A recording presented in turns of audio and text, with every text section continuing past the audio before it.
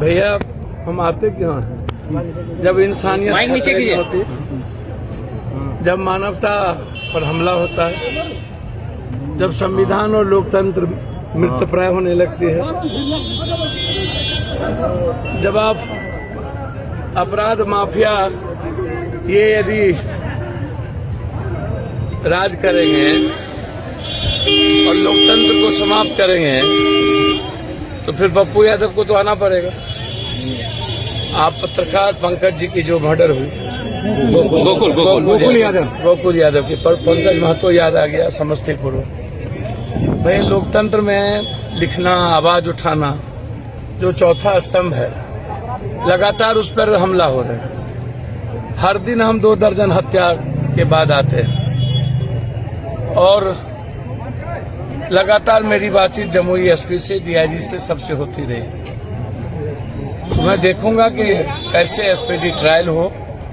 जो सबसे गरीब इलाका है जमुई, बिहार में इससे ज्यादा गरीब आपको इलाका नहीं मिलेगा। सबसे ज्यादा निरक्षर, सबसे ज्यादा बेरोजगारी जमुई।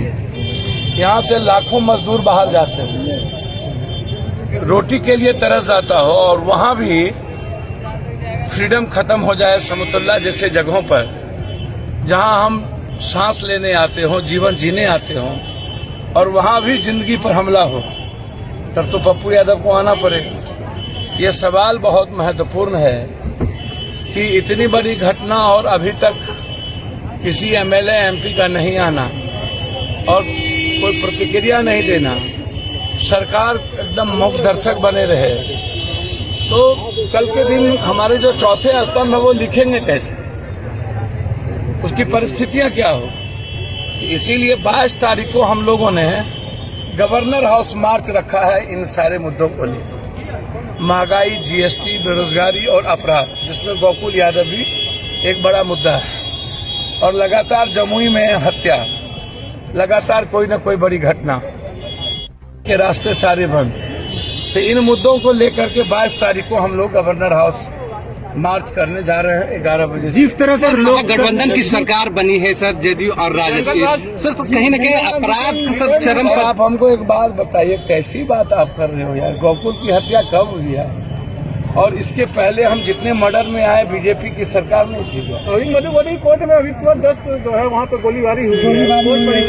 सर आप हमको एक बात बताओ ना, आरा में जब गोलीबारी हुई थी तो बीजेपी की सरकार नहीं थी? जी सर, जी सर, हाँ जी सर, अभी की सरकार के बारे में सर सवाल अपराध और अपराधियों को मिटा देने का है। जी सवाल उठता है, पंकज महतो की हत्या जिंदा जला दिया, ऑनर किलिंग है।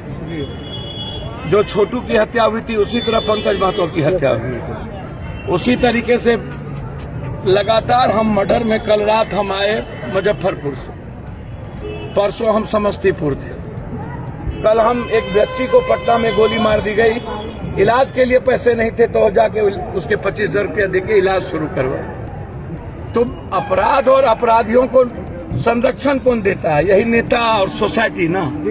जाति के आधार पर अपराधियों को समाज संरक्षण देती है। नेता का नेक्सस है, ये पहाड़ माफिया, बालू माफिया, ये शराब माफिया, जमीन माफिया इस इलाके में।